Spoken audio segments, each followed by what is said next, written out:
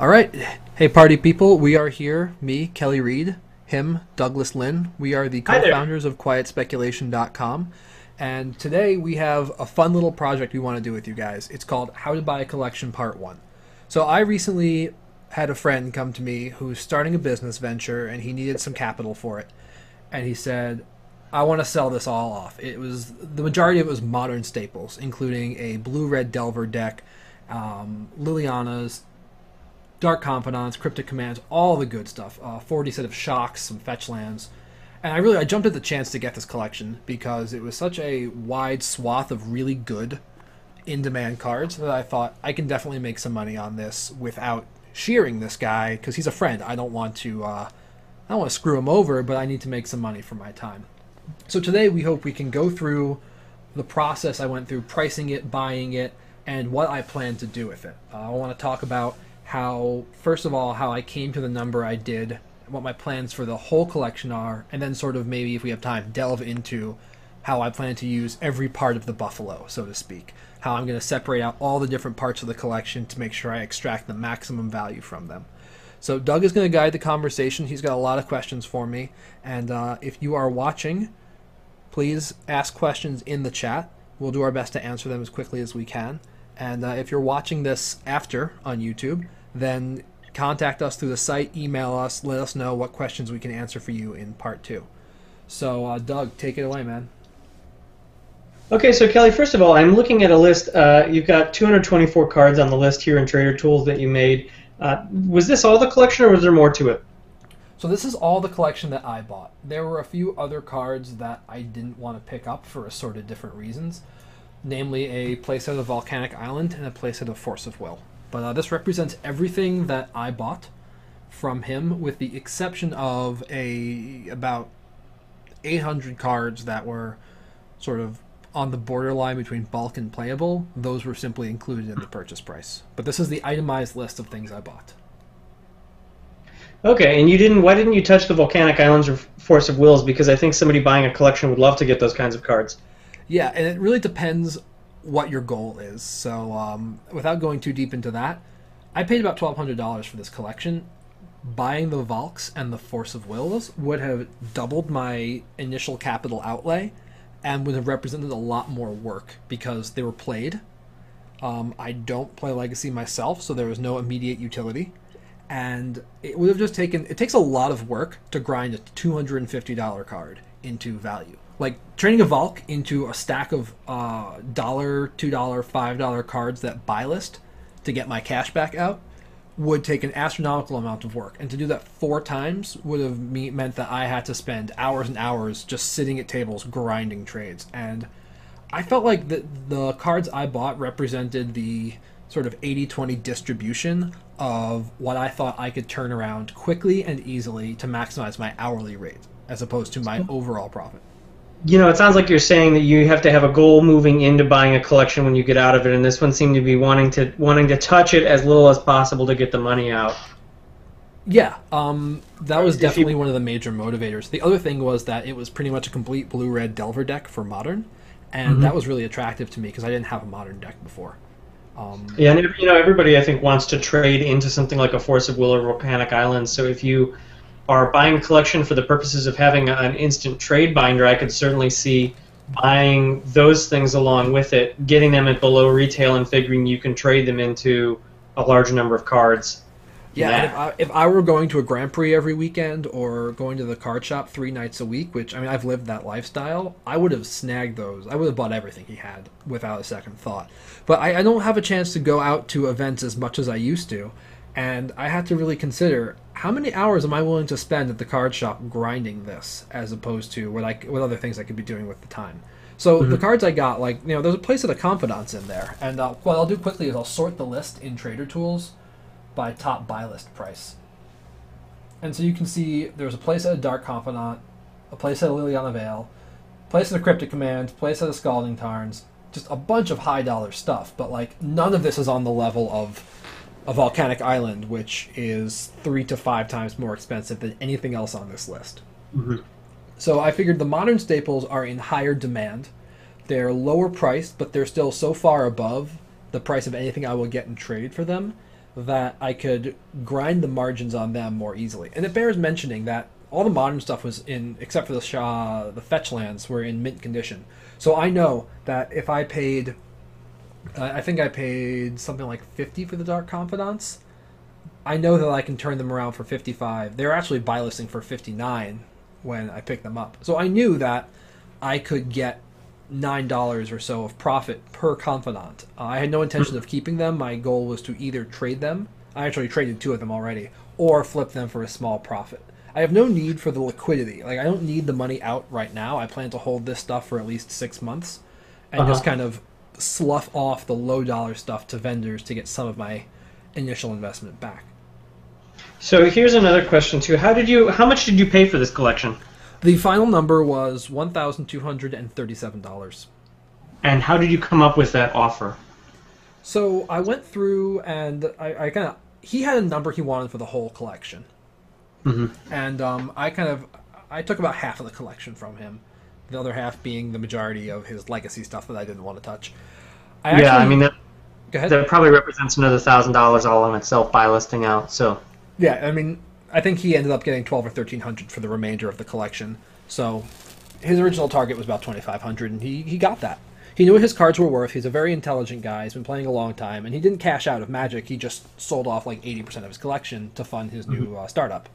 So I was actually really excited to help be a part of that. I came up with the number, though, I actually just, first of all, I eyeballed the cards I wanted, and I picked them out, and I put all of them on a list in Trader Tools, and that's the list you're looking at right now. How long did that take? It actually took it took a good amount of time. The first pass took about an hour because I was going through, trying to remember prices, looking up prices, and then I made sure that the cards I was buying had a tight spread, meaning that the buy list price was 40% or smaller difference from the TCG mid price, because I know that most people use TCG mid as their baseline, and so I didn't want him to balk at my prices on the stuff I started with. I wanted him to be like, okay, well, this is only a 25-30% cut from retail price, and then once you factor in a 10 or 15% transaction fee, suddenly it's looking like a pretty attractive deal to have someone literally come to your house and do this. He lives in the neighborhood, which was a great luxury as well. Yeah. So the whole process took about 3 hours, and we were doing it. We were hanging out, we were talking since we're buddies anyway. But like, it took a fair amount of time. But the result is that I got 100% confidence in the number I came up with. And if he was pleased with it by the end of the day, and he knew what he was doing, then you're not ripping somebody off. No, and actually, I had lunch with him today. I bought the collection over the weekend, and we had a chat over a drink and some barbecue, and we talked about how I came to the number that I did, and it was very transparent with him. And we talked about the difference between being predatory and minding your margins. It's not predatory if he knows what he can get for his cards, and if he understands how I'm coming to my numbers, and he understands that what I'm doing is a service.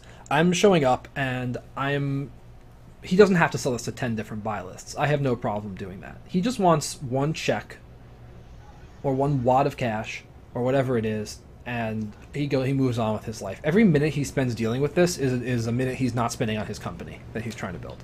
So understanding the service layer that we provide as traders, as these small-time market makers, is super important to understanding the line between predatory and service provider.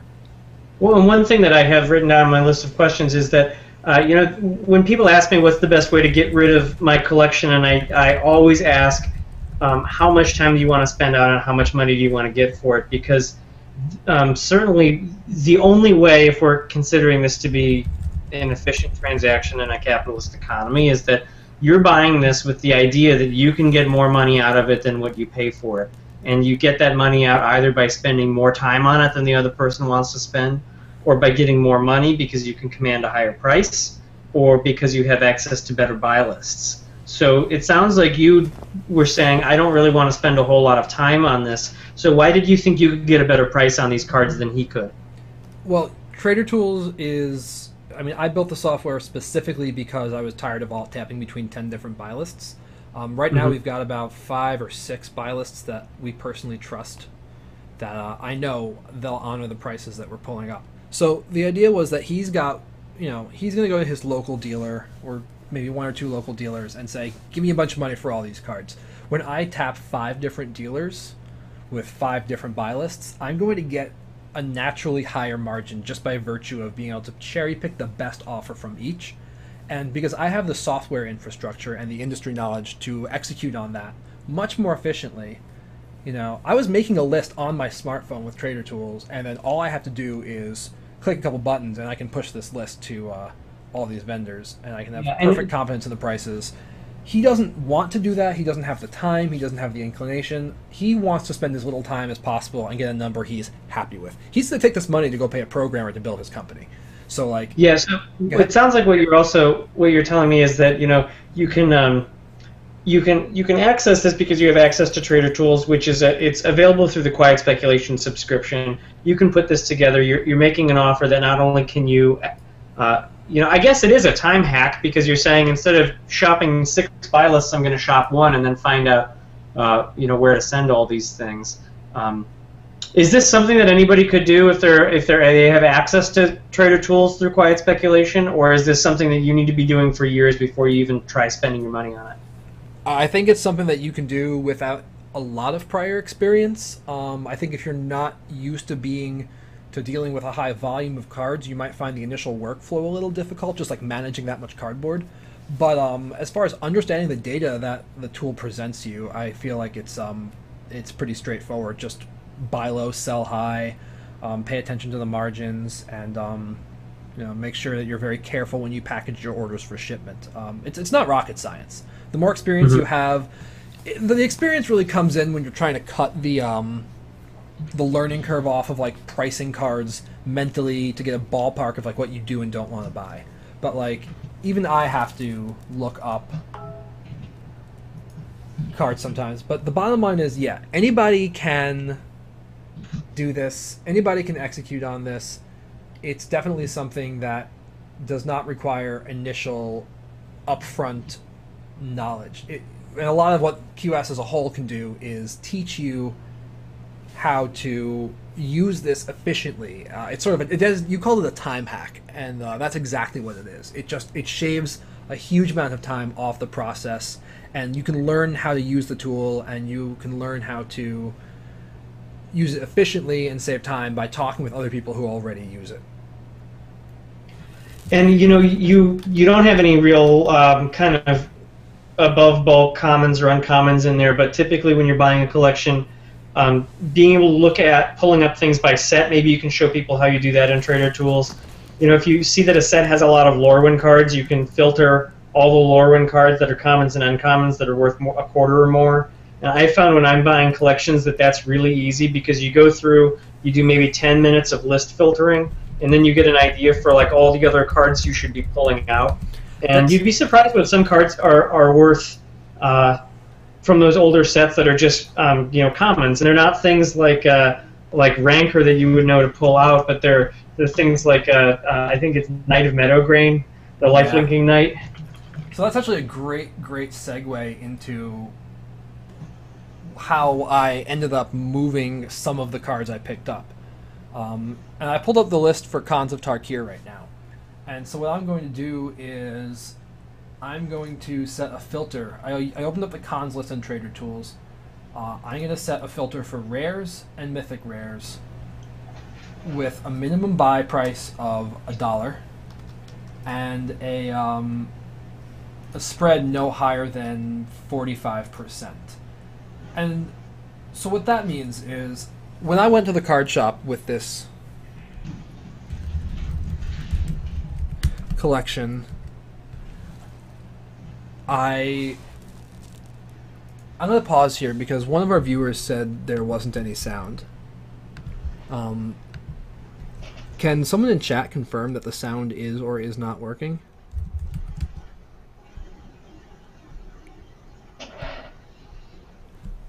Alright. So what I was saying was I went to the card shop with this binder and I traded stuff like the Dark Confidants and some Cryptic Commands, like the $50+ cards. And my goal was to get cards that I could sell to a buy list for more than I could have sold each of those individually. So what I did was I pulled up Trader Tools, I pulled up Khans of Tarkir, and I set this filter for rares and mythics with low spreads. And the spread concept seems to confuse people. It is kind of weird. But what the spread means is it's the difference between the buy price and the sell price reflected in the percentage. The lower the percentage is better. Yeah, lower percentage is better because when I look up here, utter end, our buy list here says $3, TCG mid is $3.50. When you look up utter end at TCG mid and it says $3.50 and I offer you $3, you don't feel bad when I go $3. But when I look up a card that's $10 TCG mid and I offer you $5, you go, what is this guy trying to pull here? So well, and when you know the spreads, you definitely want to trade from high spread cards to low spread cards, and you can do what is ostensibly an across the board trade. Like for instance, there was a period, and I use this example because the cards are similar to think about. Stony Silence and Rest in Peace were both about $1 for a while to buy, and I believe Rest in Peace buy listed for 30 cents, and Stony Silence. Did I say Rest in Silence? Rest in Peace was 30 cents. Stony Silence was 70 cents buy list. So you could trade Rest in Peace for Stony Silence all day long, not make any paper profit, but be able to back up your investment by more than double, and nobody's going to question and say, it's a dollar for dollar trade here, but people just don't even think of what to buy list it for. So if you know that one card buy list for more, you have an added piece of knowledge. Like if it has a lower spread, you have an added piece of knowledge that makes your trades better, even though on paper it looks like you're all trading the same. Yeah, like that's the rocket fuel of collection buying and then grinding it in the trade binder. That's where you do the most work, and I think it's super ethical, which is very important to me. You're not pulling one over on somebody. You're not playing this game of I'm going to value all your cards at buy list and all of mine at retail. So one thing I should specify is like I set an expectation the second I open my trade binder. I say, this is a bunch of high-end modern stuff that I am not going to play with. I've got my Blue-Red Delver deck, which is not touchable. The rest of this, as far as I'm concerned, I'd rather have dollar bills. So, what that means is people understand then that I say I'm looking for diversity, small, low-end things that you probably don't even care about, and the way that this is going to benefit me is I can do more with these than a single $50 card. And I don't go into detail. They don't need to know the guts of my process, but it's like when they trade me a Sagu Mauler. Like, who cares about Sagu Mauler? That's not a good card, and I actually think it's wicked overpriced right now. TCG mid's $1.62, buy list is $1.25. It's the second best spread in Khans of Tarkir. Now, without going into why Khans is overpriced right now, I'll just say this: Sagu Mauler is probably not a dollar card. It's either a $5 card or a bulk rare. Like it's gonna settle one way or another. But what I see here is I see a dollar bill in someone's binder that they don't care about.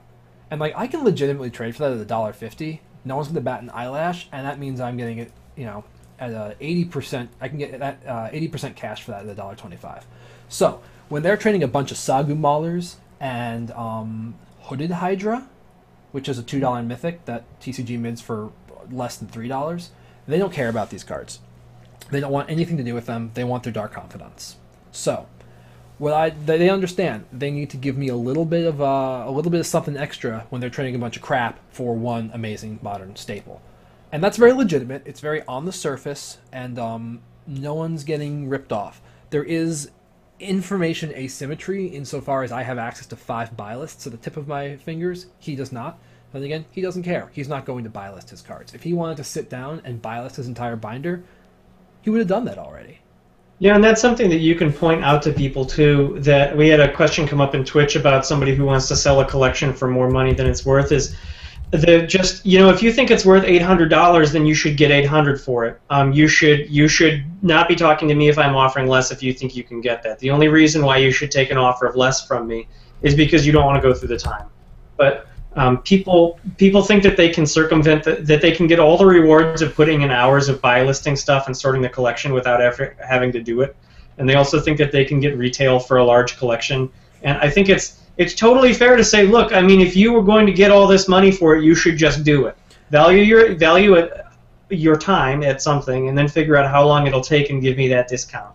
Absolutely. And I think that when someone says I can get X dollars for anything, and that's a number above what you pay, be the good guy and say that's a really good price and you should take it. I can't afford to match that.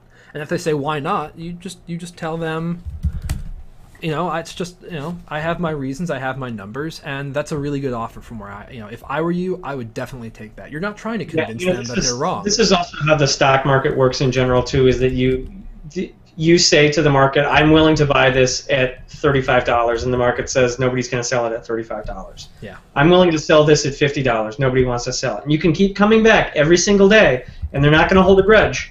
And you can keep saying, I want $50. Okay, now I want $49. Now I want $48. Are there any takers at $48?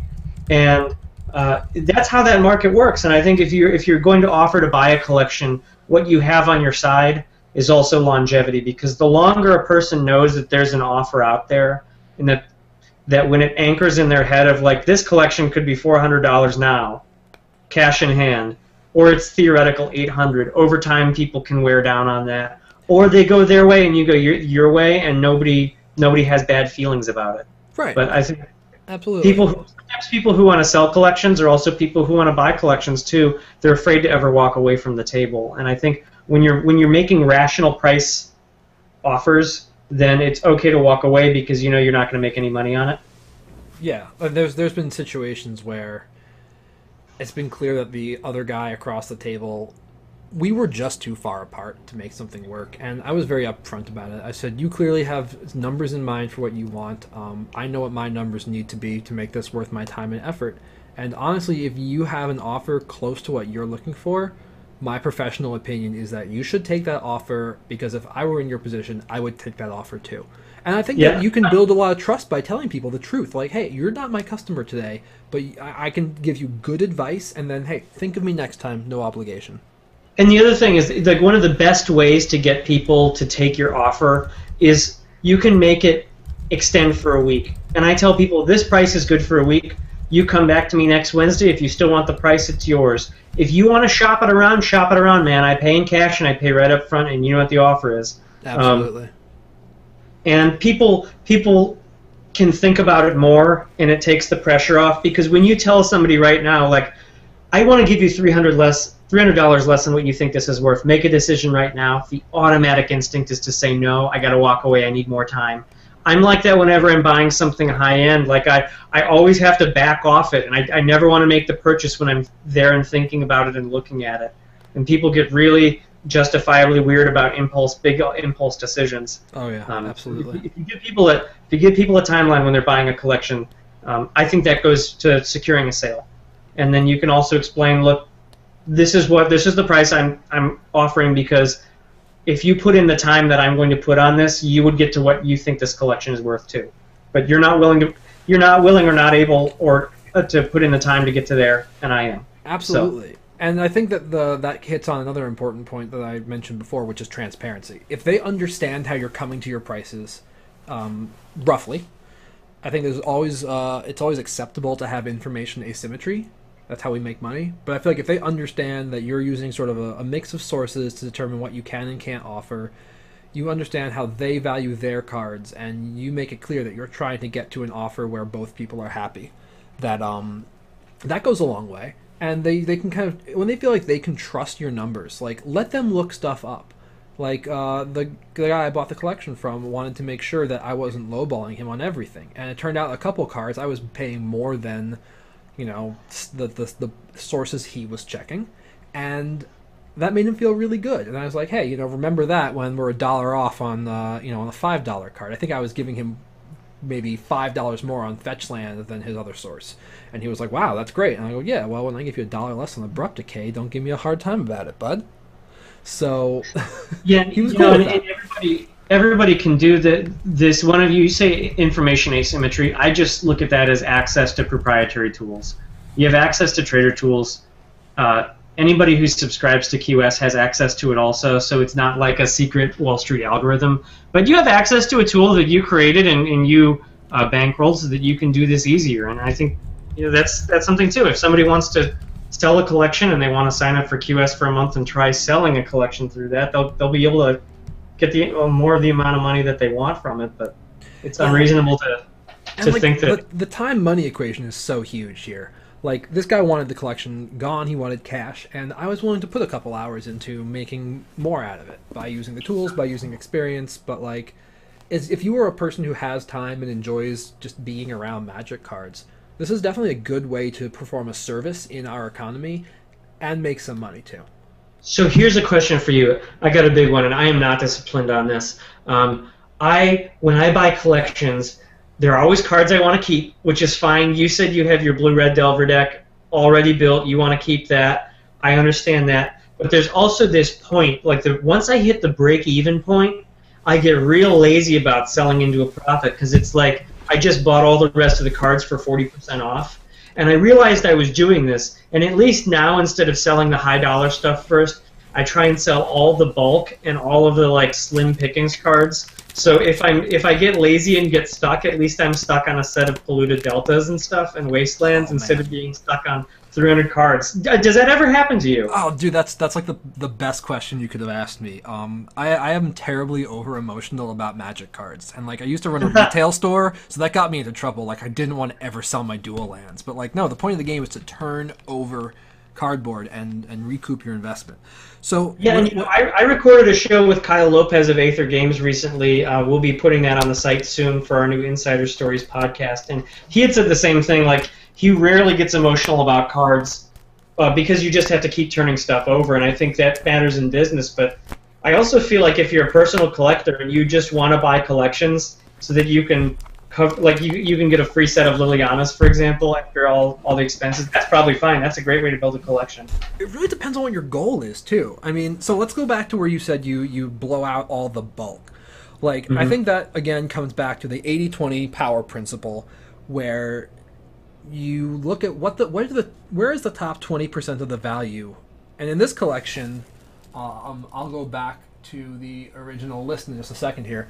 But in this question, the top 20% of the value came from fetch lands, the 40 set of shock lands, which is why I wanted to buy the collection, by the way. He gave me great prices on the shocks, and now I have a 40 set of shocks going, to hold until Modern Season. And I can build any deck I want. The Lilianas, the Dark Confidants, the Cryptics, high-end stuff like that. My goal is to get my cost basis, like my net cost on those, as low as humanly possible. I'm not really a collector. You want those for free. You want a free set of 40 shock lands. Exactly. And based on how much profit, I think I can make $600, which is 50% more than I paid, on this collection with work. And I mean selling to multiple buy lists. I mean grinding the big stuff into little stuff and mailing 1,000-card boxes to Card Kingdom and things like that. So we had a question, by the way, on outing things about what's the best way to do it. Like, should you sell at events or should you sell through buy lists? And my answer to that is you should sell through buy lists and not events. I had asked Kyle Lopez this question when he and I were chatting a while back, and he said, look, at an event, we have a certain amount of cash that we have on hand, physical cash. If we spend that cash, or if we're offering, say, $41 on Cryptic Command, and somebody comes up with 8 play sets of them, then we're going to drop that price right then and there afterward to 32, because we'll buy all the ones you have at 32, but we won't pay more than 32 for it. So he said you run the risk of dealers who don't have any money on them. Oh yeah, the Sunday afternoon phenomenon. Of dealers who have just bought a whole bunch of the card that you want. And he also said you have to remember that when I go to an event, I'm going with myself, my business partner, and 3 other employees, and we have to pay several $1,000s for that desk, that vendor table at the GP. So we have to make all that up, which means that we can't charge any more at an event for the cards than what we charge online for the most part, because there's you can just walk to the next booth. So he said the way we have to make that up is lower buy prices. I think it's different if your intent is to go and trade those cards. You take your stack of cards like Scarecrow, which is strangely a $9 card, and you want to transform that into standard staples. You can go to an event, you say, I want to trade in all these things, give me store credit, let's come up with a good number of store credit, like a 25% bonus. Then it pays to go, you get the bonus, you get to shop from the case right there, and usually they'll work with you, because if you're just exchanging cards that they've already traded for or paid out, they're much happier to do that. So I can see the benefit of taking stuff there otherwise. We talk about, well, you can it used to be you could get better deals bringing bulk uncommons and rares, like 1,000 count boxes of uncommons to events, because you didn't have to pay shipping. But unfortunately now, dealers get so much of that, they look at that and they say, I'm going to have to load that into the car Sunday night, or even worse, I'm going to have to put that in a FedEx box because it's too expensive to put on a plane. Yeah. So I can't buy that, and I don't want that. And if I look in and it's full of Path to Exile and Kitchen Finks, I'll give you $10 for the box, but just don't bother me with bulk. So I don't think that there's really any advantage to be taking cards to an event. Here's another caveat. I recently sold a whole bunch of dual lands I wasn't using, and I did it at a physical event. And why is that? That's because they were played. They were less than perfect. You will not get very good buy list prices on anything that is not like new. And if you have played stuff, you're going to get gouged, or you're just going to get your cards sent back. Ergo, if you have high-end older cards like that, dual lands which never got played in a sleeve, those are ones you want to take to an event, and you want to shop around different vendors and see if you have, you're not going to waste too much of their time if you just want to price check on 15 cards. But unless you're selling a whole lot of moderately played, lightly played stuff, or you want to get the store credit, I always think sending to a buy list is easier. You can even do it in a bathrobe. Yeah, I completely agree. The only time I really like selling in person is of the two cases you mentioned, which is high-end played stuff, where if you go to a dealer and say, I'm shopping around this playset of Beat Volcanics and this playset of Beat Forces of Will, the cards I just passed on, they're going to understand. They get that you're going to shop around. But if you're shopping around a 5,000 count box of like quarter cards, that's not respectful of anybody's time. So like Jason Alt talks about ogering, which is a technique where you have a 5-row box of like 7,000 cards, and it's a bunch of 5 cents to 25-cent cards. It's named after a guy who goes by Ogre, used to work for Troll and Toad, and he's called Ogre because he's about 6'9". He actually told me once he was related to Andre the Giant. I don't know if I believe that or not, but I've met the dude, Ogre, not Andre, and like I'd believe it. And he's just a big, hulking, strong dude. He just carries this giant box of Magic cards on one shoulder. Aside from his physical characteristics, Kelly, maybe you can actually explain what it is. Yeah, actually, he carries this giant box of cards around that are all these quarter and 10-cent cards, and he just says, these are the prices on these cards. Take as many as you want for these prices. So what I'll do is I'll just amass boxes and boxes of cards. I'll filter out the cards that are playable but not good to buy list, and I'll throw them all in one box. Then I feel like if you do that first pass of like culling the real bulk, then a dealer might work with you. And that's easier than mailing a bunch of 10-cent cards because there's sort of diminishing returns on shipping there.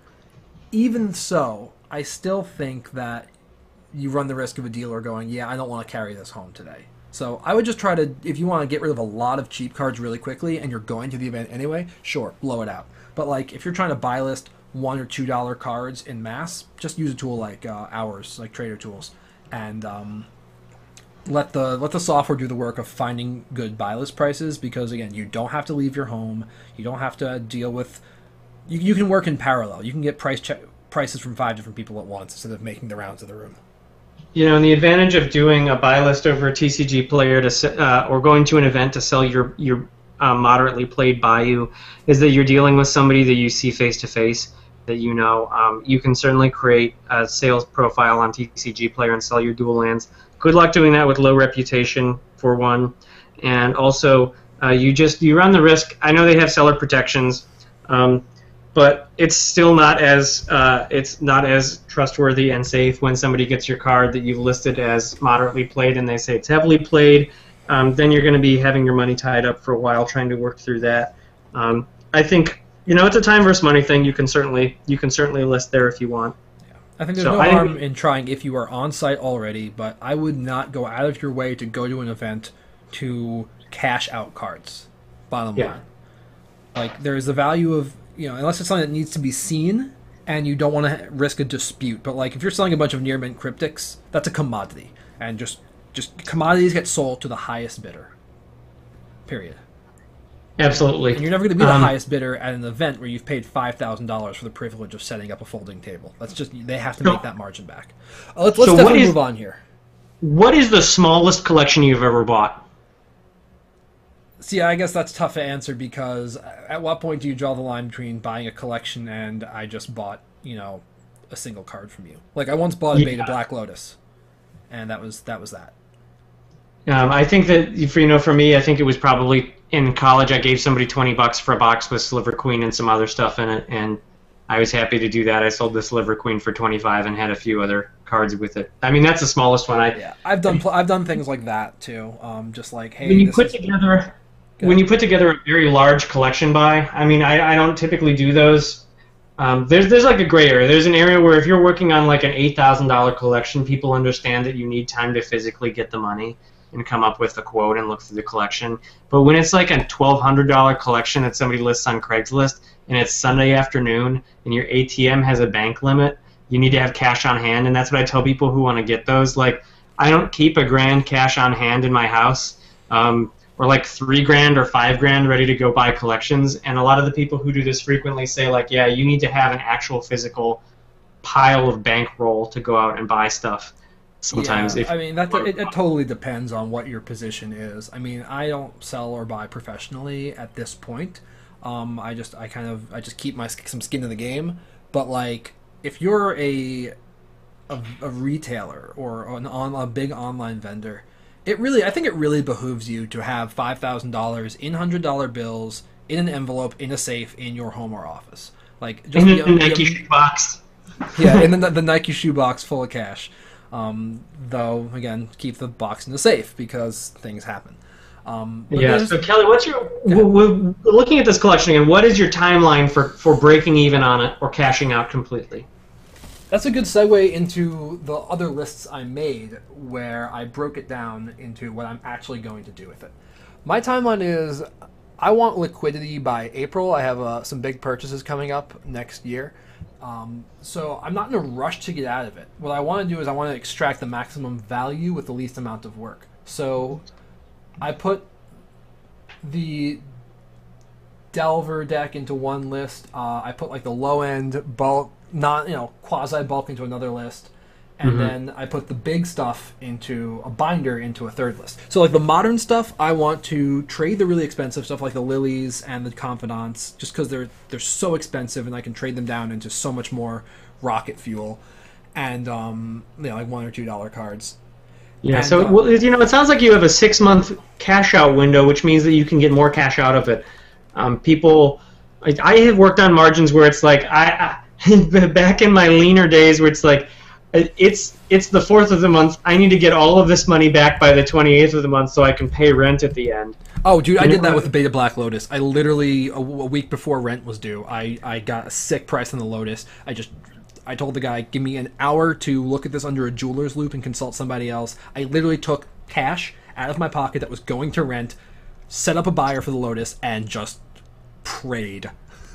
Yeah, you hope you make it to the mailbox before the mail comes every single day.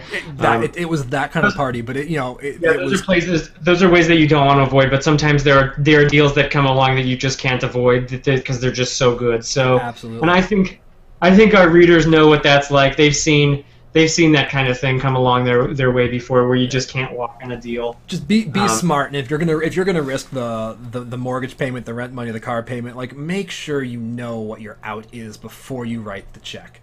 So anyway, back to out of magical Christmas land where everyone has rent money to spend on Lotuses.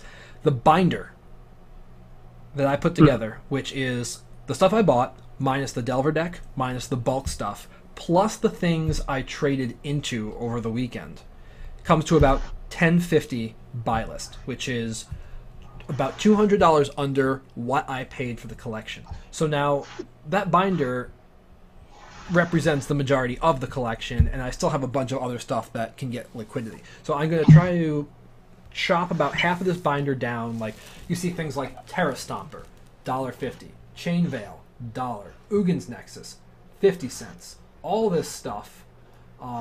Ugin's Nexus was like $1 on buy list yesterday. I should have sold it.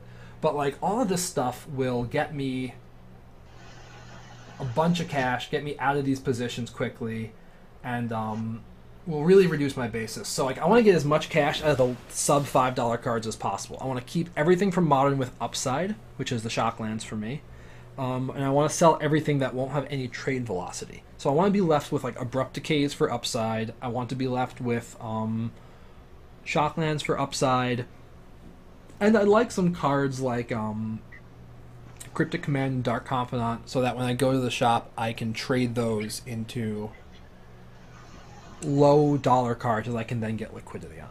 But yeah, and go here's ahead. Back, if you scroll, I'm going to ask you to scroll down to the bottom of the list again, so people can see this on Trader Tools.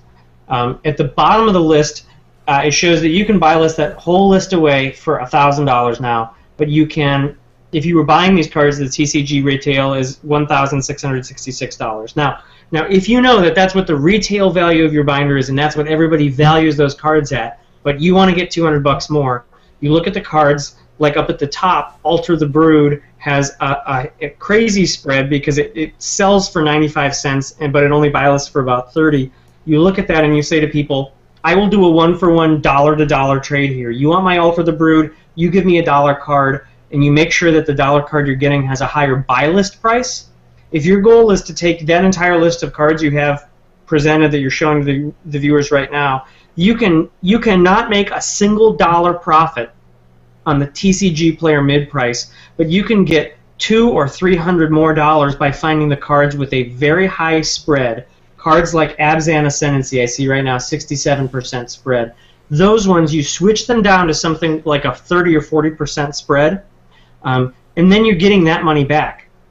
And the more you can do that, the more you know when you tighten up those spreads. That's so easy. Everybody feels fine walking away from a trade where everybody gave and got $20 worth of cards TCG mid.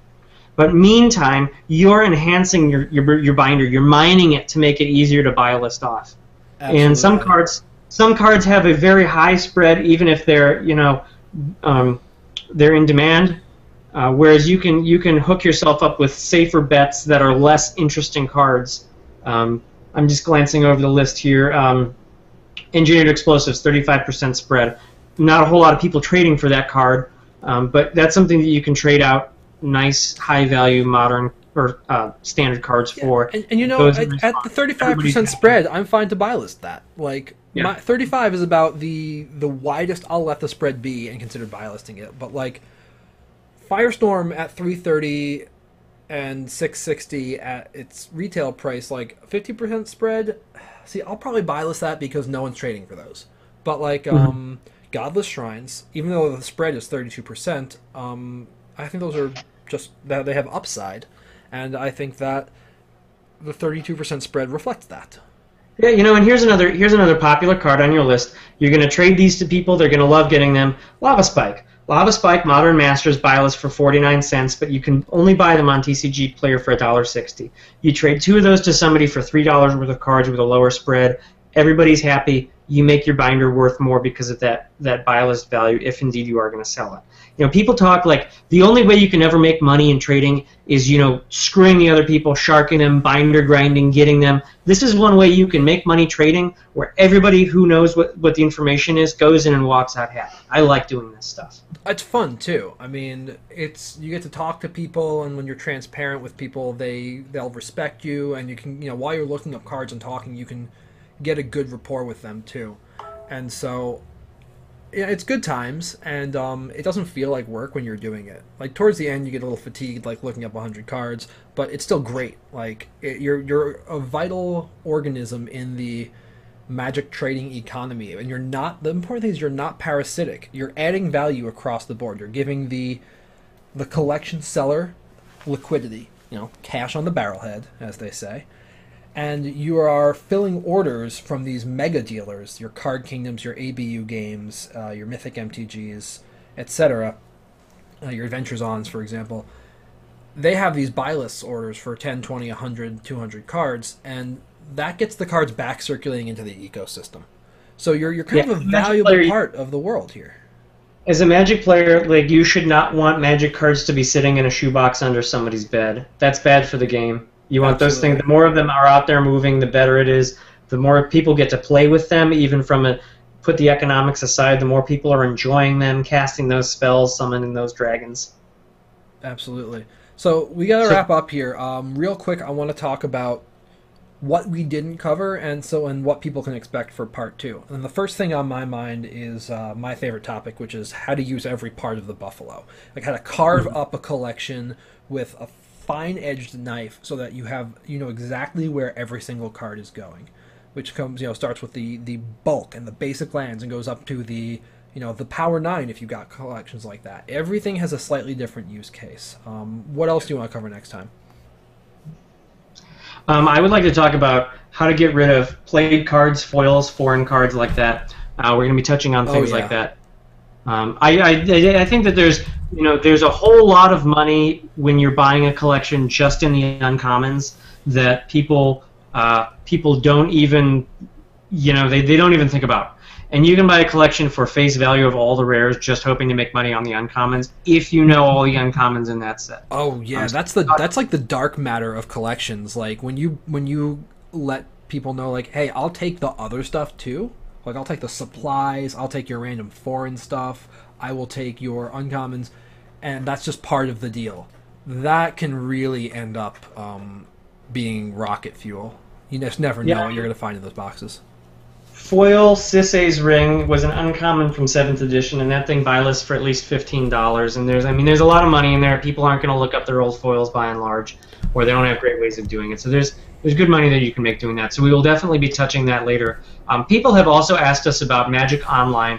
We got to talk about that next time. You and I deal mostly in paper cards, so we are going to be consulting with Sylvain Leou and Matthew Lewis, who are our Quiet Speculation resident Magic Online experts.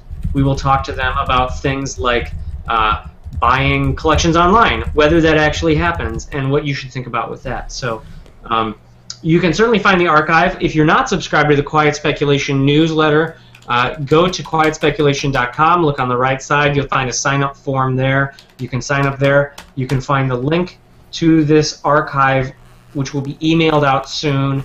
I also send out other amusing and enjoyable newsletters that are more amusement than advertising, so people seem to like those. Kelly, how can they find this on YouTube? We are on YouTube at QS Kelly, I believe. We actually just changed our channel. We will send out the link for all of our previous broadcasts on our YouTube playlist, which includes our Pro Tour financial coverage, a new format we're trying, and people who are watching on Twitch now are at twitch.tv/KellyReid, KELLYREID. So if you're watching this later on YouTube, go ahead and check us out on Twitch, follow us so you know when we're going to tap in live again. And we also, you can find us on Twitter, Quiet Spec. We are also, we've been asked when we're going to do this next time. The honest answer is I don't know, but soon. Kelly and I wanted to do this as an ad hoc trial to see if it would work. I think it was successful. Certainly next time you will be getting a more regular schedule. If you're subscribed to the newsletter or you're a Quiet Speculation Insider or you just follow us on Twitter, you'll be able to find when we'll be broadcasting again live next, and we will certainly be adding things to the archives. Bear with us in that we move fast and break things, so oh, yes. We wanted to try this out because we didn't want to just talk about how cool it would be if we did it one day, but the side effect of that is that we haven't quite got a schedule down yet, but we will be doing this as soon as we can, especially because we got wonderful questions from the listeners. We had people tweet in, and I'm eager to do this again. Yeah, I have a lot of fun doing these, and it bears mentioning that, yeah, this is a format we're just starting to explore as a site. And we've had a tremendous amount of fun, a lot of great responses, and so we're still ironing out the technical processes, the broadcasting and everything. So if you have feedback for us, what we could do better, or what we're doing well already, that means the world to us right now while we're still getting our land legs with this format.